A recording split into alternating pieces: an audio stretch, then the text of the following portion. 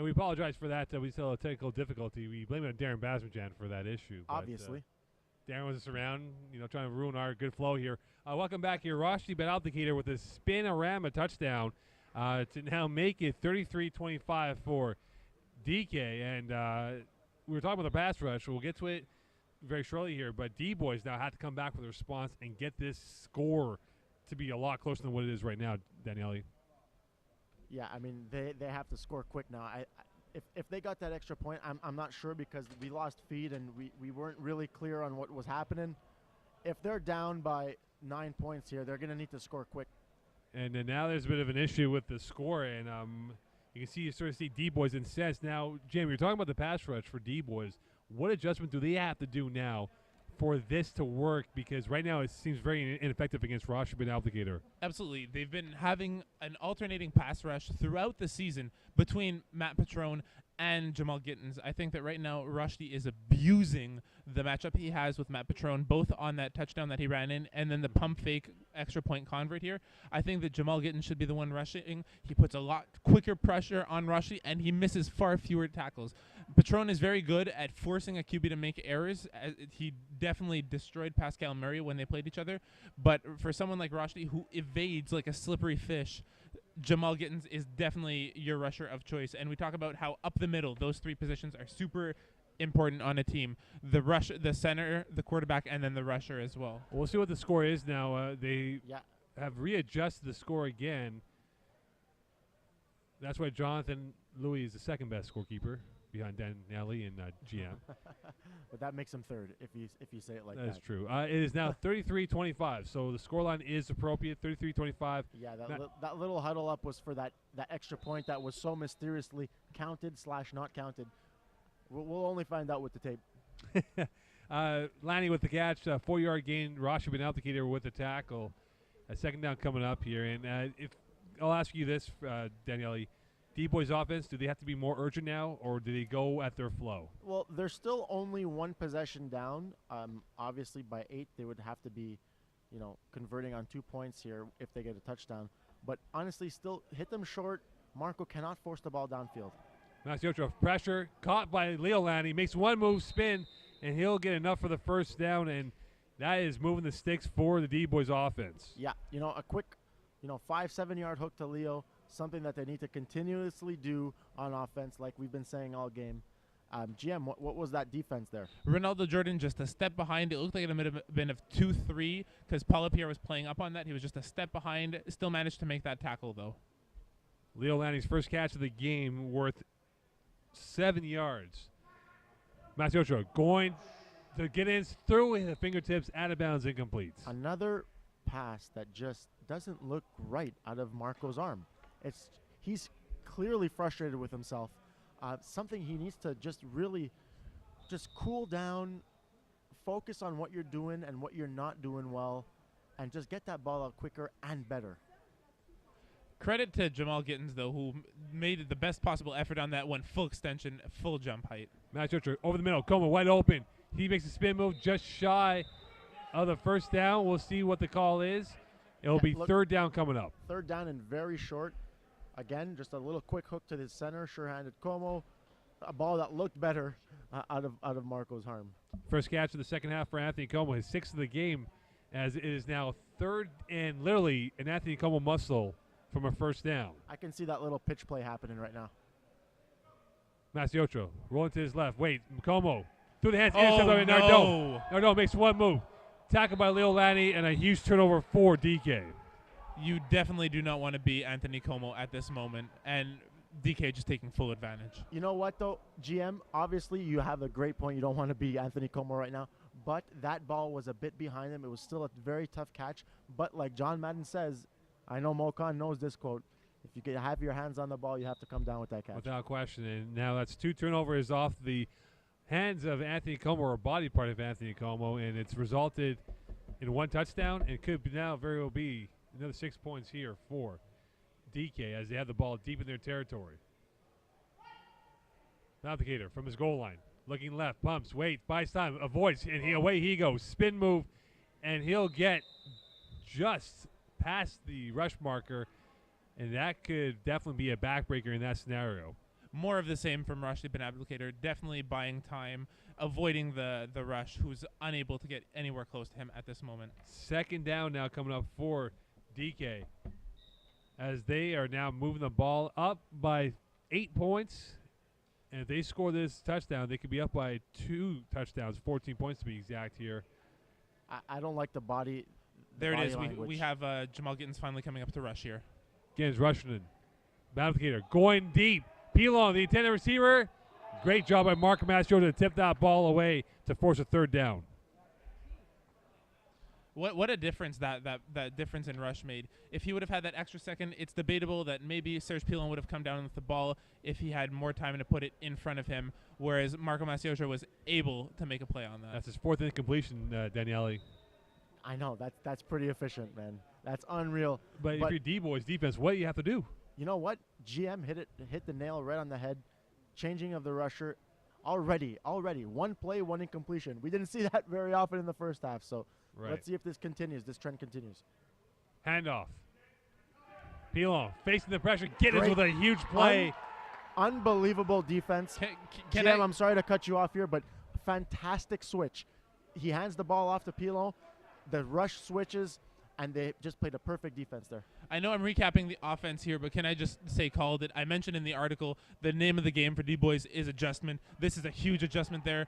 Alex Pilon going for the wrap, unable to get separation from Jamal Gittens there. As a result, they bunt the ball away. Jamal Gittens with a huge play on Alex Pilon, who gets stopped for a 9-yard loss.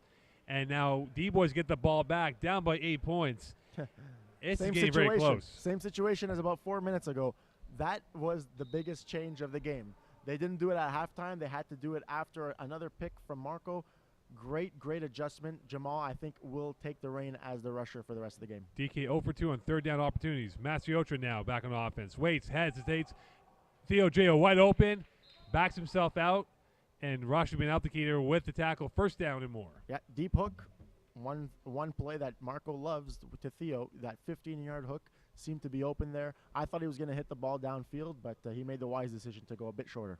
Rushdie trying to decide between the slant out of Anthony Como in front of him and Theo doing that curl behind him, just a little bit behind there.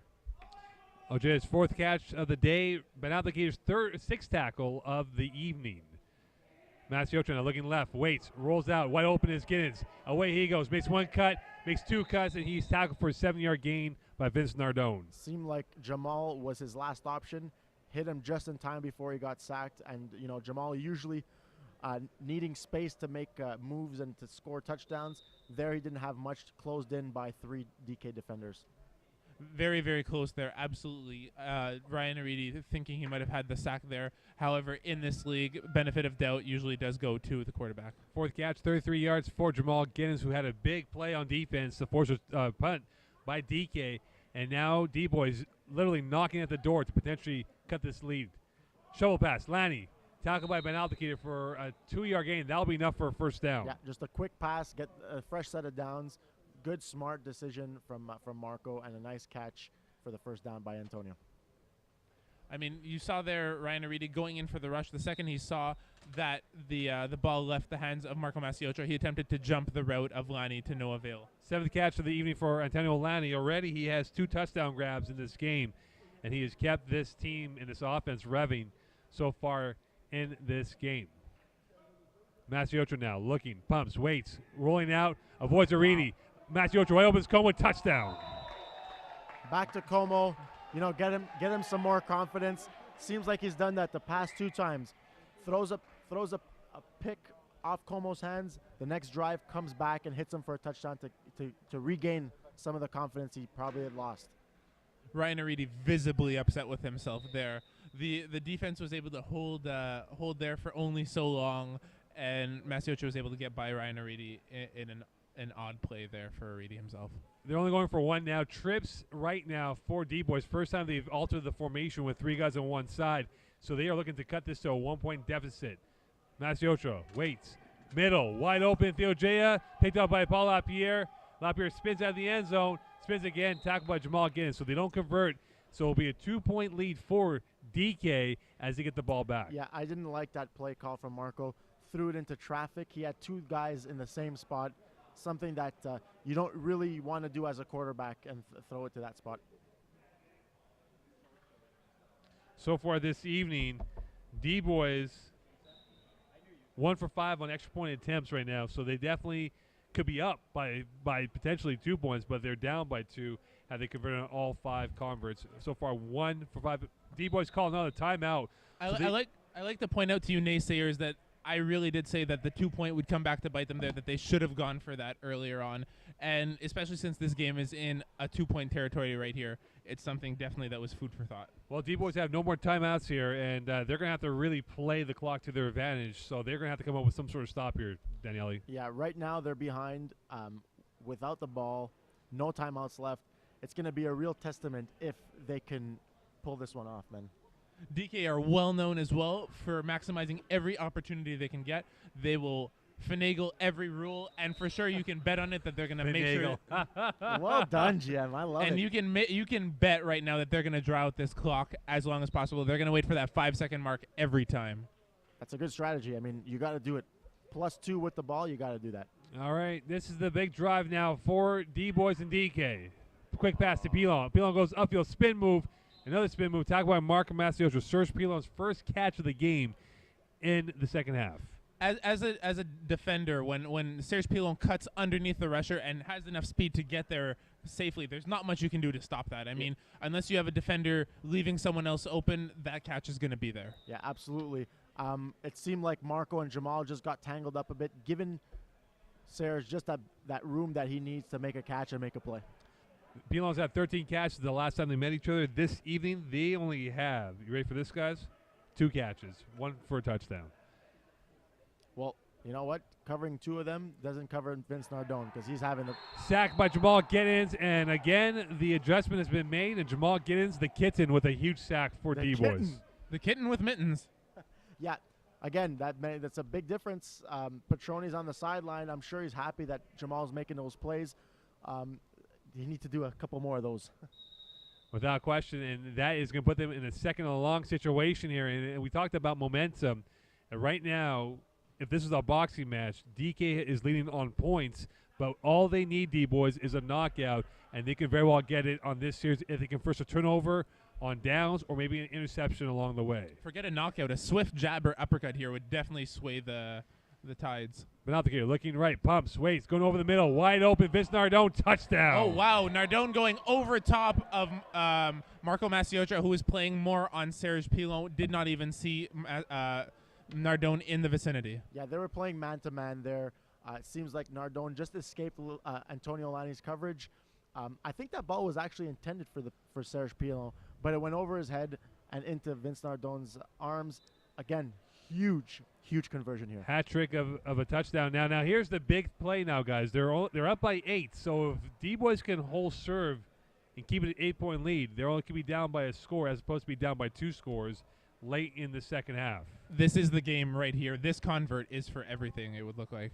I can see Paul Lapierre being the prime target here. Roshi rolling right, wide open, Pilon, and it is a conversion for Serge Pilon. It is now 40-31 for DK. D-Boys have to score right here on this play if they have any hope to keep this alive here. They're down by 9. They're down by 2, a 2-possession game. They need to score here and get. And I would even decline the convert. Ironic enough, they won by a 40-31 score. DK over D-Boys. Unreal. Masiocha avoids. No, he does not. Ryan Arini opens his account with a sack deep in D-Boy territory. Yeah, coverage sack. Marco had nowhere to go. He was used to the past couple plays there, eluding the rush of Ryan Arini. Not this time.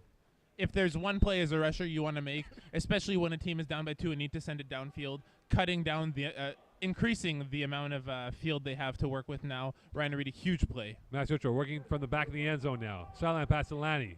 Makes one move, avoids Rosh Benalticator, gets tackled by Pilon, and now it will be a third down situation here for D-Boys. Vital yak yards for Antonio Lani. They gotta play quick strike and quick offense. They can't huddle that much here. Big third down opportunity here. D-Boys 2 for 2 on third down opportunities this evening. Can they go 3 for 3? Masiocha rolling to his right, waits, pumps, quick pass through the hands of Alani, incomplete. Yeah, I don't know. Marco's not he's not paying attention to the yardage that's left to make the first down. Guy, he just has to keep it simple, and he's not doing it. He's trying to make these incredible throws on the run, cross body. It's not going to work against his defense. I think that, yeah, for sure. Having the defenders jamming up the D-Boys receivers, Marco's having a lot of trouble finding the open man here. He's definitely flustered, especially after that sack earlier on in this drive. Big play.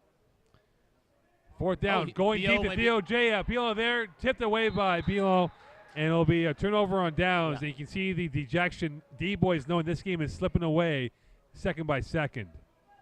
I would say game, set, match here. I don't know about you, GM, but I'm pretty sure you're going to agree with me on this one. Yeah, you know what? I think Theo Jeha thought he had it open, was definitely not as aggressive to the ball as he should have been. Serge Pilon followed him the whole way, managed to get a hand on it, batted it away in a key fourth down play. Yeah, we hear that whistle there, 2 minutes to 5 plays. +9 with the ball. I can't see DK losing this game here. You can see Jamal Giddens so far today having a warrior-like game. 5 tackles, 1 sack, and he had a 1 tackle for loss. So he's definitely had a big game, but right now it may be too little too late for the D-Boys. Jamal Gittens may actually have 2 sacks in this, the one on Roshdi and the one as well on Alex Pilon. Pilon gets, Serge Pilon that is, gets 8 yards on the play out of bounds. It seems like Roshdi's hitting Serge now easily with Jamal at rush. Serge quickly off the snap goes to the drag, and it's almost impossible for Marco to cover him. It's definitely, yes. When you have a faster rush, you want to go to your first read, and especially with Serge undercutting Jamal right off the snap, it's definitely the play that you would go to, especially with this comfortable lead. You don't want to take too many risks in this game. 9-point lead. DK staring at a potential D2 champion. Rosh Ben Applicator really affirming himself as being one of the greatest players in FPF history. Ben Applicator spins, hold by Gittens. No flag on the play, so it'll be a sack for Jamal Gittens.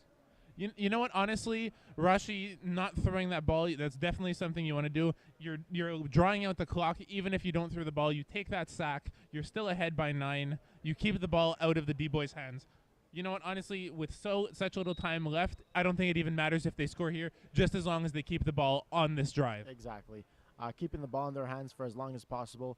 It's going to probably, prohibit the D-Boys offense to get on that field twice. So, look, I think Rashi's just winding this clock down, waiting for that 1,000,000th championship. He's got far too many, that's for sure. Pilon again with the catch. Spins. Great job by Antonio Lanny to minimize the gain. Yeah, you know what? I don't think it even matters for the yards after completion right here now.